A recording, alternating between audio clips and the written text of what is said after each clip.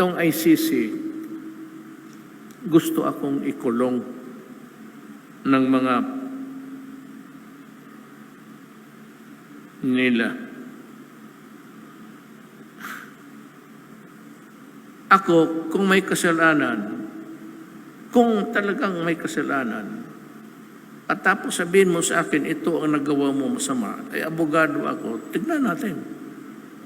And if I am prosecuted, you prosecute me in a Philippine court with a Filipino judge.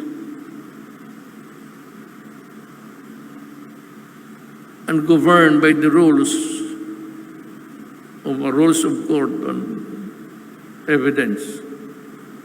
Bakit mo ako dalhin sa ibang lugar to face itong mga puti, tapos husgaan ako ng mga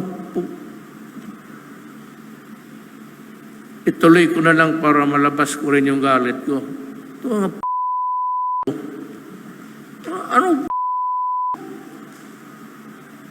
Pilipino ako, tapos dalhin mo ako doon, mga puti yung naloko na. Mag-rebuild na lang ako, magpatayan tayo. Bakit ako?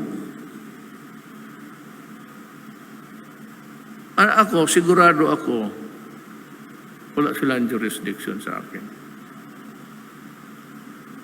There is one thing, gusto talaga ninyo malaman, gawa ganito. The law says, the Constitution says that all laws, particularly penal laws, must be published in the official gazette or in a newspaper of wide circulation. But primarily sa official gazette. Ang mga buang pinirmahan ni Estrada, dinala nila doon sa Congress for the ratification. Dapat binalik nila dito sa Executive Department. The Executive Department, ako, I will now order the publication of the law.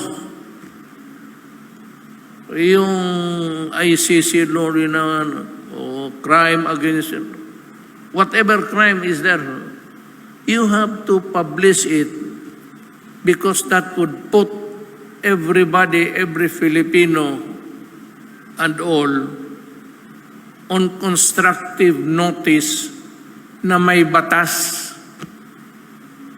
Kung hindi mo i-publish yan, and if you fail to Vera versus, I think, in Raleigh,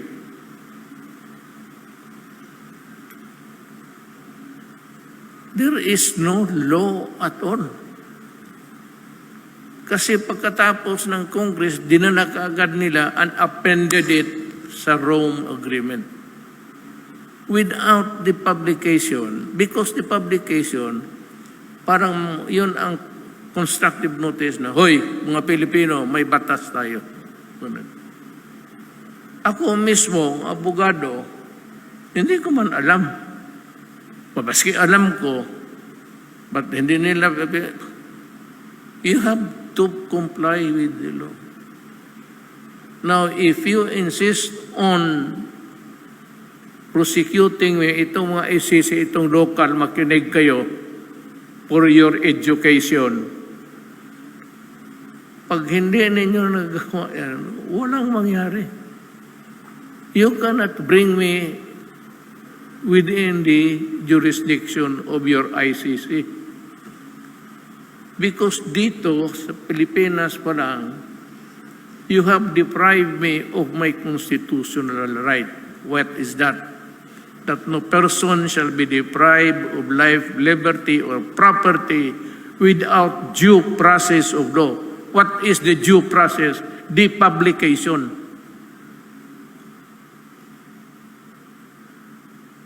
So, ngayon, manigas na kayo, talagang Pero I would love to go to where that Hague court is